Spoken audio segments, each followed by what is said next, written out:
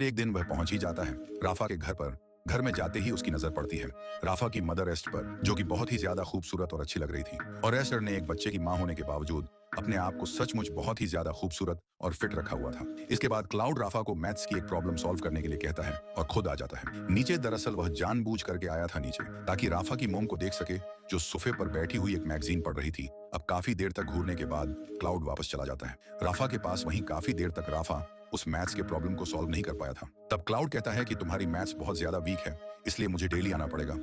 उधर जर्मन इस असाइनमेंट को पढ़ने के बाद अपनी वाइफ जेनी से कहता है कि ये क्लाउड नाम का लड़का जरूर अपनी जिंदगी में बहुत बड़े बड़े झंडे गाड़ने वाला है, शायद ये एक अच्छा राइटर बन सकता है। फिर अगले दिन क्लास के बाद जर्मन क्लाउड से उसके असाइनमेंट के बारे में पूछता है, साथ ही वह उसे उसके पहले असाइनमेंट के बारे में मेन भी बताता है और कहता है कि अगर राफा को पता चल गया कि तुम उसके घर उसे पढ़ाने के बहाने से उसकी मोम पर डोरे डाल रहे हो, तो तुमने सोचा है राफा तुम्हारे साथ क्या करेगा। तो वह जर्मन से कहता है कि सर, मैंने तो ये सिर्फ आपको पढ़ाने के लिए लिखा था। फिर वह आगे का पार्ट देकर के यहाँ से चला जाता है। अब जर्मन घर आकर के अपनी धर्मपत्नी जेनी के साथ बैठकर क्लाउड की आगे की स्टोरी को पढ़ने लगता है। इसमें लिखा हुआ था कि क्लाउड जब इस बार राफा के घर गया तो उसकी मॉम काफी खुश लग रही थी, क्योंकि क्लाउड की वजह से राफा की मैथ्स बहुत ज्यादा ठीक ठाक होती जा रही थी। इसके बाद राफा की मॉम क्लाउड को थैंक्स बोल करके वहां से जा रही होती है। तब राफा पीछे खड़ा हुआ घूर करके उसके बम देखता है। इस स्टोरी को सुन करके जर्मन की वाइफ जेनी सोच में पड़ जाती है कि एक स्टूडेंट अपने दोस्त की मॉम के बारे में ऐसा कैसे सोच सकता है। पर जर्मन को क्लाउड की इस हरकत से कोई फर्क नहीं पड़ता, क्योंकि उसे तो क्लाउड के अंदर एक अच्छा और बेहतरीन राइटर दिखाई दे रहा था। फिर अगले दिन इसको स्कूल में जर्मन क्लाउड की फैमिली की डिटेल निकालता है। तब उसे पता चलता है कि क्लाउड